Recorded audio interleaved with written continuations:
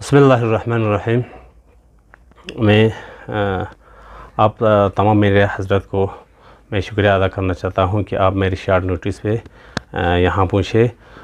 तो आपको दावत देने की मतलब ये है कि कल एमपी साहब ने मेरे ऊपर एक तोहमत लगाया है कि कल मैं जो पोलिंग बूथ पे जो थोड़ा वहाँ हमारे वोट रुका हुआ था कि हमारे कांग्रेस के कैंडिडेट ने, तो इसीलिए मैं वहाँ से उम्बा से वापस आते हुए उम्बा पोलिंग बूथ से वापस आते हुए मैं जब ग्राउंड में पहुँचा तो वहाँ हमारे मजिस्ट्रेट लोग वहाँ बैठे हुए तशरीफ़ ला के थे।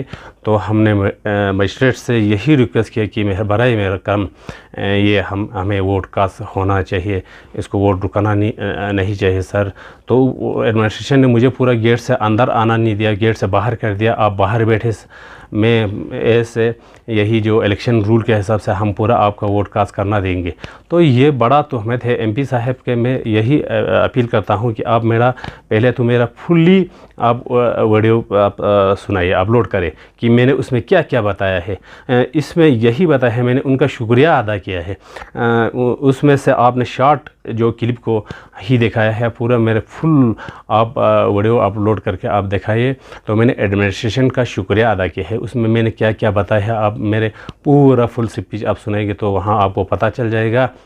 तो इसलिए मैं तमाम अब मीडिया के वसातत से मैं तमाम जो अमला हमारे प्रेसिडेंट अफसर हो, हमारे मजिस्ट्रेट हो, सबों को मैं फिर से शुक्रिया अदा करता हूँ कि वहाँ हमारे वहाँ सेंसिटिव एरिया थे। तो उस सेंसिटिव में आपने अपने पीसफुली इलेक्शन को या वोट को कास्ट होना दिया एज़ फार रूल के हिसाब से। मैं आप लोगों को मीडिया के वसातत से आपको शुक्रिया अदा करना चाहता हूँ।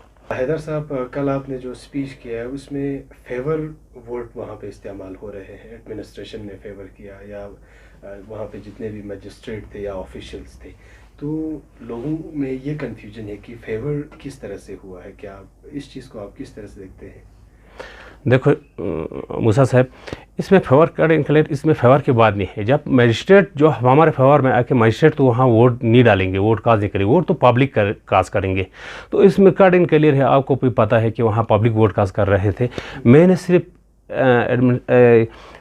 पोलिंग बूथ पे वहाँ जो बंद हो रहे थे वोट को, तो हम आते ही वो वोट तो हाँ कास्ट हो रहे थे। तो मैंने एडमिनिस्ट्रेशन को शुक्रिया अदा किया था, देखो ना, रिक्वेस्ट किया था कि ये वोट कास्ट पीसफुली कास्ट होना चाहिए। तो एडमिनिस्ट्रेशन ने यही बताया मुझे, आप बाहर आवाम को संभाले, हम यहाँ जो एज़ पर रूल वोट को कास्ट होना देंगे। फिर मैंने आवाम को संभाला और इलेक्शन होने के बाद कास्ट हो के तमाम सारे अमले वहाँ से चले गए थे।